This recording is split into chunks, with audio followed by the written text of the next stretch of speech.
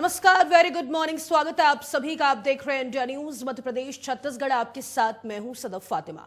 दतिया में उपचुनाव है। दतिया में आज लोकतंत्र का महापर्व होने वाला है। सुबह 7 बजे से शाम 6 बजे तक मतदान होगा। 291 मतदान केंद्रों पर वोटिंग होने वाली है। प्रशासन ने मतदाताओं से मतदान की अपील की है। समय पर मतदान केंद्र पहुंचने की अपील की जा रही है। लोकतंत्र के महापर्व में बढ़ चढ़कर भाग लेने का आह्वान किया गया है। अब जनता के हाथ में दतिया का फैसला है। ईवीएम में दतिया का जनादेश कैद होगा। 2.20 लाख से अधिक मतदाता मतदान करेंगे। 1.16 लाख पुरुष और 1.04 लाख महिला है। 185 ग्रामीण, 106 शहरी मतदान केंद्र, 233 क्रिटिकल और 28 वल्नरेबल मतदान केंद्र बनाए गए हैं। 36 सेक्टरों में तैनात किए जाएंगे सेक्टर अधिकारी। आपको बता दें 1280 मतदान कर्मी चुनाव संभालेंगे। 215 माइक्रो ऑब्जर्वर तैनात रहेंगे। एक पिंक और एक आदर्श मतदान केंद्र बनाया गया है। दिव्यांग मतदाताओं के लिए विशेष सुविधाएं इस बार की गई हैं। दिव्यांग मतदाताओं के लिए रैंप और व्हीलचेयर की व्यवस्था की गई है। शिकायतों के लिए 24 घंटे कंट्रोल रूम सक्रिय रहेगा। बारिश को देखते हुए वाटरप्रूफ टेंट की व्यवस्था भी की गई है। मतदान केंद्रों पर पेयजल और छाया की सुविधा रहेगी। 12 अंतर्राज्यीय नाकों पर 24 घंटे निगरानी। सीआरपीएफ, सीआईएसएफ, एसएसबी और तमाम पुलिस बलों की तैनाती, होमगार्ड और एसपीओ भी सुरक्षा में तैनात रहने वाले हैं। तो 36 सेक्टरों में ये अधिकारी तैनात किए गए हैं। 1280 मतदान कर्मी, 215 माइक्रो ऑब्जर्वर भी रहने वाले हैं। एक पिंक और एक आदर्श मतदान केंद्र बनाया गया है। सुबह 7 बजे से मतदान की प्रक्रिया जो है वो शुरू हो गई है। दिव्यांग मतदाताओं के लिए विशेष सुविधाओं का आयोजन भी किया गया है। तमाम जगह जगह सुविधाएं दी जा रही है। दिव्यांग मतदाताओं के लिए रैंप और व्हीलचेयर मौजूद है।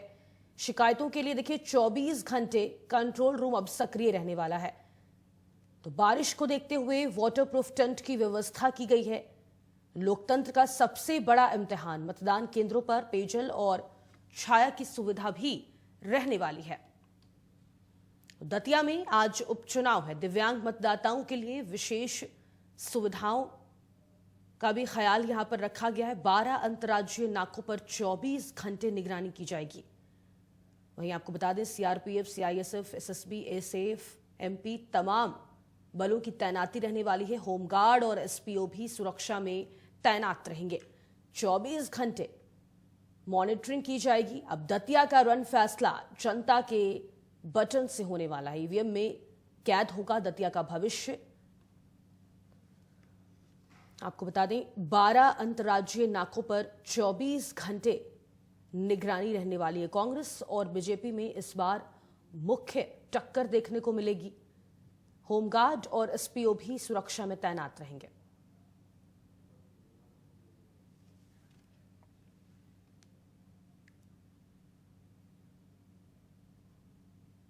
और ब्यूरो चीफ चेतन सेठ ज्यादा जानकारी के साथ हमारे साथ लाइव जुड़ चुके हैं। उनका रुख करेंगे। चेतन, दतिया में लोकतंत्र का सबसे बड़ा पर्व आज है। क्या कुछ तैयारियां आप देख पा रहे हैं केंद्रों पर? क्या कुछ सुरक्षा के मद्देनजर तैयारियां? विस्तार से जानकारी।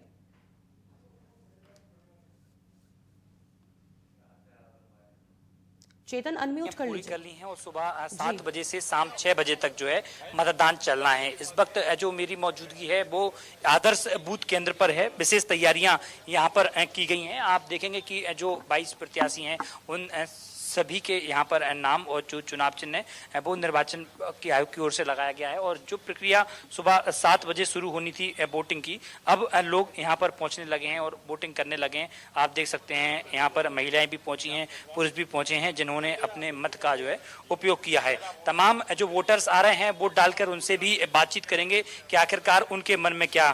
सर, 23 के चुनाव में भी पहुंचे थे वोट डालने, अब उपचुनाव भी होगा, 26 में भी वोट डालने आ गए। कैसा लग रहा है, क्या महसूस हो रहा है आज सुबह सुबह वोट डाल के?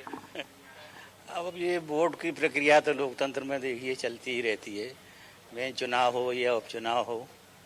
लेकिन चूँकि सरकार भाजपा की है, 23 में भी कांग्रेस का कैंडिडेट यहाँ से आया था, लेकिन शासन ने विधायक को होने के नाते जो फंड रिलीज करना चाहिए था वो उन्हें द्वेष भावना के कारण से रिलीज नहीं किया। जबकि वो भी लोकतंत्र के पार्ट का एक पार्ट हिस्सा है। विधायक है, हालांकि आपकी पार्टी का नहीं है, लेकिन विकास के कार्य के लिए फंड तो देना चाहिए, लेकिन नहीं दी। तो अब उसी की बुराई करो, क्या विकास किया? विकास कैसे होता है?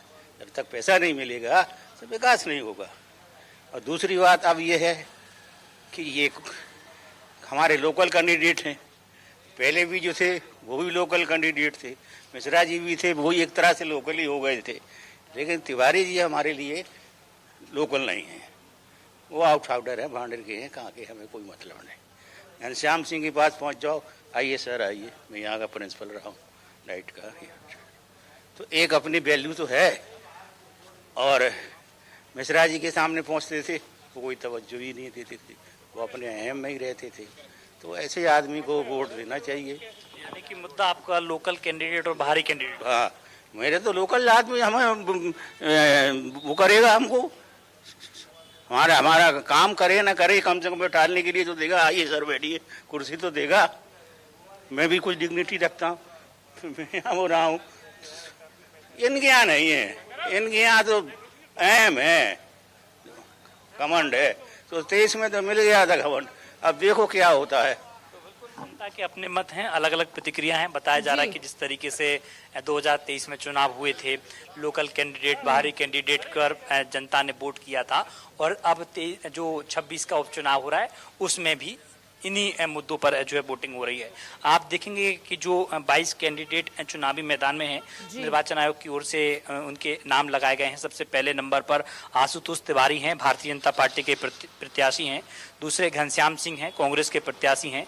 जितेंद्र मांझी हैं, आपका गणतंत्र पार्टी से हैं। दामोदर यादव मंडल हैं, आजाद समाज पार्टी से हैं। धर्मेंद्र सिंह पवार हैं, राइट टू रिकॉल पार्टी से हैं। इसके अलावा बालकृष्ण विश्वकर्मा हैं, परिवर्तन ऑफ इंडिया पार्टी से हैं। इसके अलावा यहाँ पर आप देखेंगे बगल में डॉक्टर राखी वाला हैं, ये राष्ट्रीय समाधान जन मोर्चा पार्टी से हैं। राम सिंह कुशवाहा हैं, राष्ट्रीय समांतर दल से हैं। शुभम राजपूत हैं, भारतीय समयत पार्टी से हैं। संजना सिंह किन्नर हैं, भारतीय गणवार्ता पार्टी से हैं। हरदा कुशवाहा हैं, जो भीम सेना से हैं। कुक्षेत कुशवाहा हैं, निर्दलीय प्रत्याशी हैं। और बाकी जो कैंडिडेट हैं वो सभी निर्दलीय कैंडिडेट हैं।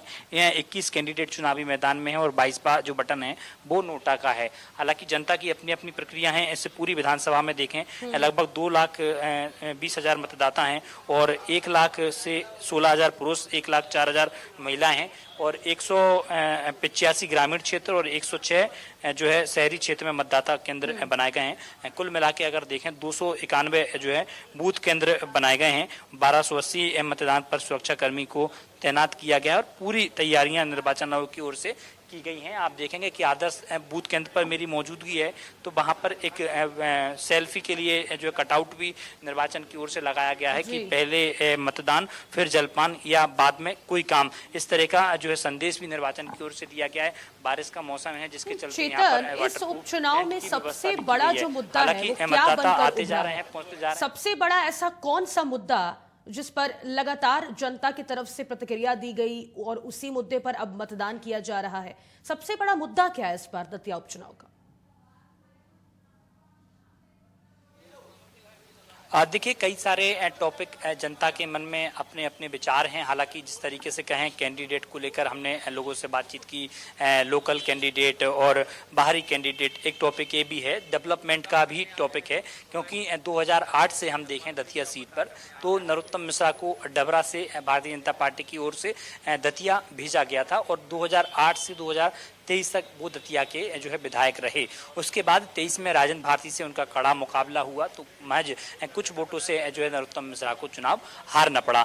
लेकिन राजन भारती का एफडी घोटाला जिस तरीके से जो सामने आया उसके बाद जो है दतिया को विधानसभा रिक्त घोषित हुई। घनश्याम सिंह को टिकट दिया गया। हालांकि घनश्याम सिंह पहले भी 1998 में विधायक रहे, दतिया से भी वो विधायक रहे हैं, सेवड़ा से भी विधायक रहे हैं। फिर बीजेपी की ओर से एक नया चेहरा आशुतोष तिवारी के नाम पर मोहर लगाई गई। यहाँ का हालांकि तमाम प्रत्याशी चुनावी मैदान में है, लेकिन जो मुकाबला जो समीकरण दिख रहा है वो यहाँ पर त्रिकोणीय दिख रहा है। कुछ कहना भी जल्दबाजी होगा, मतदाता पहुंच रहे हैं। सर क्या टॉपिक है आज, किन मुद्दों पर आज जो है वोट करने के लिए आए हैं आप? मैं वोट करने का नहीं है, मैं तहसीलदार हूँ। अच्छा, तहसीलदार सर, कैसी व्यवस्था है चुनाव को लेकर? पूरे कितने जो है बूथ बनाए गए हैं, सुरक्षा के किस तरीके से इंतजाम किए गए हैं? आप देख रहे हो, बढ़िया है, फोर्स बाहर से भी आया है और करीब सब शासन से इतनी पर्याप्त अच्छी व्यवस्था है। सर, कितने पोलिंग बूथ बनाए गए हैं और वहाँ पर सभी तरह की किसी कोई के पास डॉक्यूमेंट कौन कौन से रखे गए हैं जिससे आए और मतदान करें? 13 डॉक्यूमेंट्स हैं, इनमें से कोई भी एक हो, जैसे वोटर कार्ड है और आपका पैन कार्ड है, लिखे हुए हैं हम, ड्राइविंग लाइसेंस वगैरह, इसमें से कोई भी एक, अधिकतर वोटर का आधार कार्ड वगैरह ही लाते लोग, चल जाए, कोई दिक्कत नहीं। आधार कार्ड भी मान हो गए, तहसीलदार हैं, बता रहे हैं, पूरी जानकारी दे रहे हैं कि पूरे इंतजामात जो है निर्वाचन आयोग की ओर से किए गए हैं। हालांकि जो तमाम मतदाता हैं वो लगातार आते जा रहे हैं। आप देखेंगे कि तस्वीरें कि यहाँ पर पूरी तरीके से सुरक्षा के लिए पुलिसकर्मी भी तैनात हैं, जो गाड़ियाँ आ रही हैं उनको साइड में लगाया जा रहा है, महिलाएं भी यहाँ पर पहुँच रही हैं, पुरुष भी यहाँ पर पहुँच रहे हैं, सबके अपने अपने मत हैं। लोगों से हम और भी जो है बातचीत करेंगे, देख मत कर आए मतदान का। चेतन, बने रहिए आप हमारे साथ, आगे भी क्या आप कहेंगे? वोट डाल दिया आज तो कैसा? प्रशांत श्रीवास्तव भी दतिया से जुड़े हुए हैं, उनका रुख कर लेते हैं। प्रशांत, इस वक्त क्या कुछ माहौल मतदान केंद्रों पर, क्या तैयारियां देख पा रहे हैं आप? और जरा अगर मतदाता वहां पर पहुंच रहे तो बातचीत करने की भी कोशिश करिए।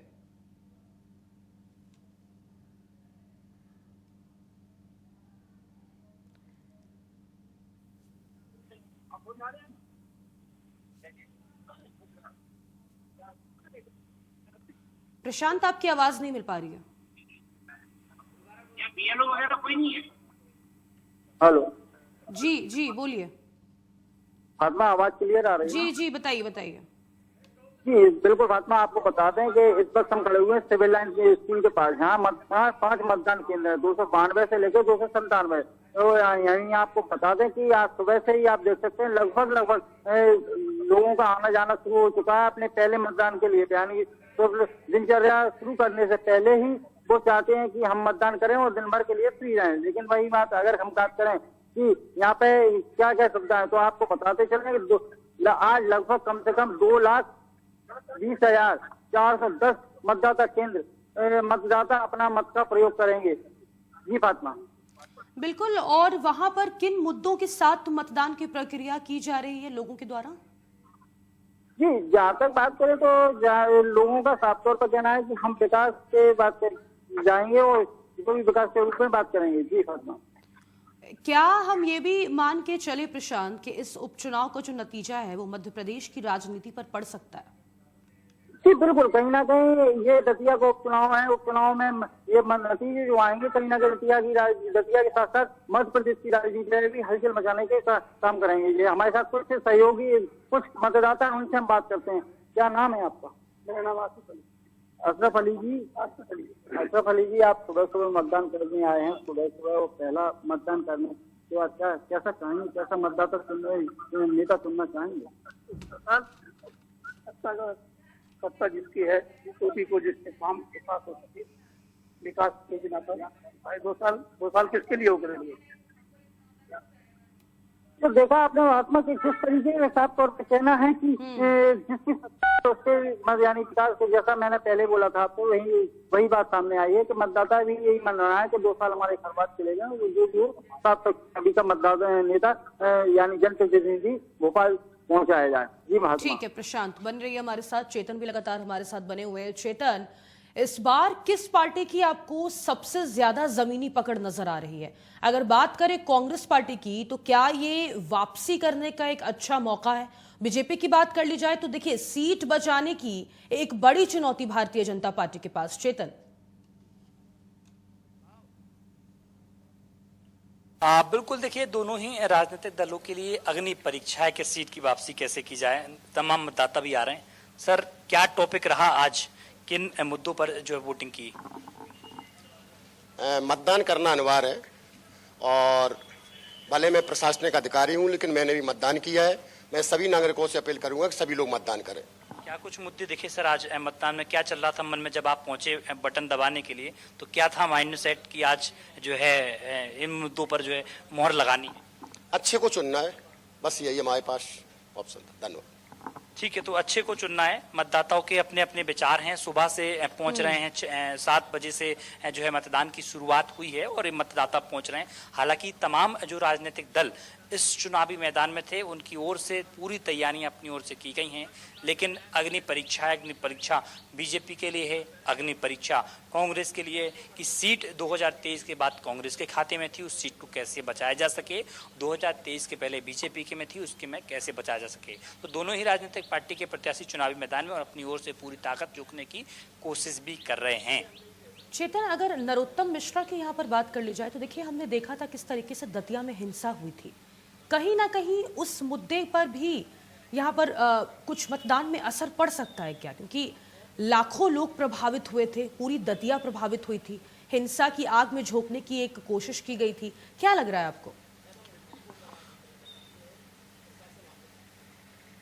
देखिए, चूंकि चुनाव जिस तरीके से जब नज़दीक आया, तो वैसे में जो माहौल है वो राजनीतिक दलों की ओर से, प्रशासन की ओर से पूरा कंट्रोल किया गया और लोगों से भी आह्वान किया गया कि जो 2,20,000 से अधिक मतदाता हैं वो बढ़ चढ़कर हिस्सा लें। हालांकि सुबह का वक्त है और अभी जो मतदान की शुरुआत हुई है, इक्का दुक्का लोग ही दिखाई दे रहे हैं। लेकिन इंतजार हमें करना होगा कि आखिरकार मतदाता वास्तव में भारी तादाद में आते हैं या मतदाता जो है रुकते भी हैं। आप देखेंगे कि पहला बूथ पॉइंट ये है, इसके अंदर भी जो है बूथ पॉइंट है, दूसरी गेट से जो है मतदाता यहाँ पर पहुँच रहे हैं। हालांकि क्योंकि सुबह की शुरुआत अच्छी है, अभी सुबह 20 मिनट का समय हुआ है, लेकिन आप देखेंगे कि 20 मिनट में भी जो है मतदाताओं की लाइन शुरू हो गई हैं। तो साफ तौर पर कहा जा सकता है कि दतिया के मन में तमाम चीज़ें चल रही हैं। आप इधर भी देखेंगे कि लोग लगातार जो है मतदाता पहुंच रहे हैं अपने अपने मन में।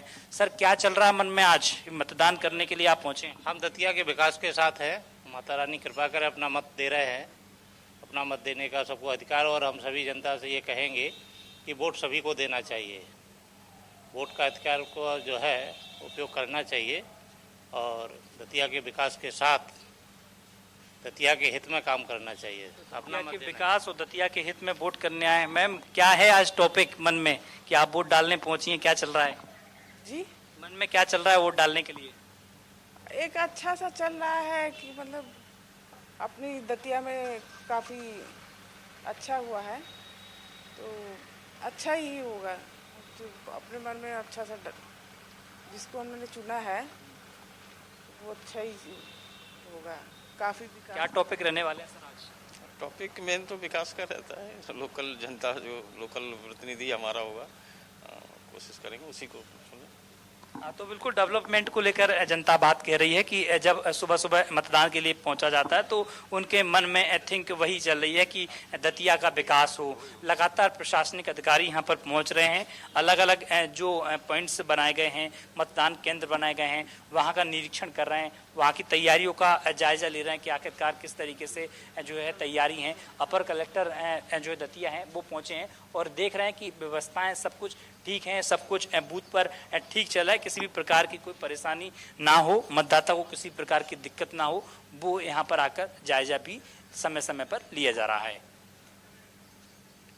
ठीक है चेतन, बहुत शुक्रिया है आपका तमाम जानकारी के लिए। और मेरे सहयोगी प्रशांत लगातार बने हुए हैं। प्रशांत, कोई ऐसा फैक्टर आप देख पा रहे हैं क्या जिससे आखिरी समय में मुकाबला और ज्यादा रोमांचक हो जाएगा? गुजर चुका है, मतदान शुरू हुए आधा घंटा गुजर चुका है, लेकिन अभी तक ऐसी फैक्टर कोई, आप जैसे बोल रहे हैं, तो ऐसा कोई फैक्टर सामने नहीं आया। हमारे साथ कुछ और सहयोगी यानी मतदाता हैं, उनसे हम बात करेंगे क्या कुछ कहना है। भाई साहब, क्या नाम है आपका? हमारा कुमार गुप्ता। गुप्ता जी, सुबह सुबह आप पहला मतदान करने आए हैं, बढ़िया। क्या सोच कर आए थे? किसको क्या कैसा दतिया के लिए क्या उचित रहेगा इस बार? ये उचित है, जिसकी सरकार है उसको वहाँ में आना चाहिए और वही विकास करा पाएगा। यानी विकास का फैक्टर पहला विकास का फैक्टर है। और जनता क्या चाहती है विकास हो, उसको क्या लेना देना? विकास का मुद्दा होता है, अभी 2.5 साल में कोई विकास नहीं हुआ, जो हमारे तो देखा आपने साफ तौर पर यहाँ के मतदाताओं का कहना है कि 2.5 साल में कोई विकास नहीं हुआ और इसी को लेकर हम विकास की विकास को। बहुत शुक्रिया आपका तमाम जानकारी के लिए। और अब चुनाव का कवरेज लगातार जारी है। रुक रहे हैं यहाँ पर एक छोटे से ब्रेक के लिए, फौरन हाजिर होंगे।